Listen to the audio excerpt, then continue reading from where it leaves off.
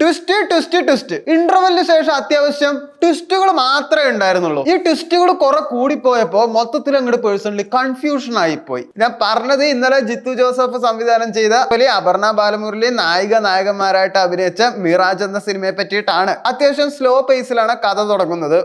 ഈ പടത്തിലെ മിറാജ് എന്ന പേര് ശരിക്കും പറഞ്ഞാൽ കറക്റ്റ് ആണ്. കാരണം നമ്മൾ കാണുന്നതല്ല ശരിക്കും പറഞ്ഞാൽ സത്യം. നല്ല ദൂരേക്ക് ഒറ്റ റോഡ് നമ്മൾ കാണുമ്പോൾ നല്ല നട്ടുച്ചയ്ക്ക് ഒരു വെയിലൊക്കെ പതിക്കുമ്പോൾ അവിടെ ഇങ്ങനെ റോട്ടിൽ വെള്ളമുള്ള പോലെ തോന്നില്ലേ? ആ ഒരു പ്രതിഭാസത്തെയാണ് ആക്ച്വലി മിറാജ് എന്ന് പറയുന്നത്. അതൊരു ഇല്യൂഷനാണ്. അതുപോലെ തന്നെ സിനിമ. അപ്പൊ നിങ്ങൾ കാണുന്നതൊന്നും റിയാലിറ്റി അല്ല എന്ന രീതിയിലാണ് ആക്ച്വലി സിനിമ തുടങ്ങുന്നത്. അതിന്റെ ഒരു അന്വേഷണം. അപ്പൊ റിയാലിറ്റി എന്താണ്? ആ ഒരു അന്വേഷണമാണ്. ആ സിനിമയുടെ പേര് പോലെ തന്നെയാണ് സിനിമയുടെ കഥയും കൊണ്ടുപോകുന്നത്. അത്യാവശ്യം ഇന്റർവെല്ല് വരും. ഇന്റർവെല്ലിന് ശേഷവും പ്രഡിക്റ്റബിൾ തന്നെയായിരുന്നു. സ്ലോ പേസിലാണ് സിനിമയും പോകുന്നത്. ഇന്റർവെല്ലിന് ശേഷം ഒരു ട്വിസ്റ്റ് വരും. അതെന്താണെന്ന് പറയുന്നില്ല.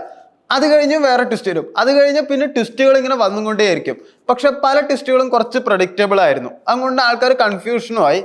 പക്ഷെ ക്ലൈമാക്സ് ട്വിസ്റ്റ് ശരിക്കും ഞെട്ടിച്ചു. അതിലാണ് പ്രേക്ഷകരും ഞാനും എല്ലാവരും നല്ല സംതൃപ്തിപ്പെട്ടത്. ഈ ട്വിസ്റ്റിനൊപ്പം തന്നെ കാസ്റ്റിന്റെ പെർഫോമൻസിലാണ് സിനിമ നന്നായിട്ട് എലവേറ്റ് ചെയ്ത് നിൽക്കുന്നത്.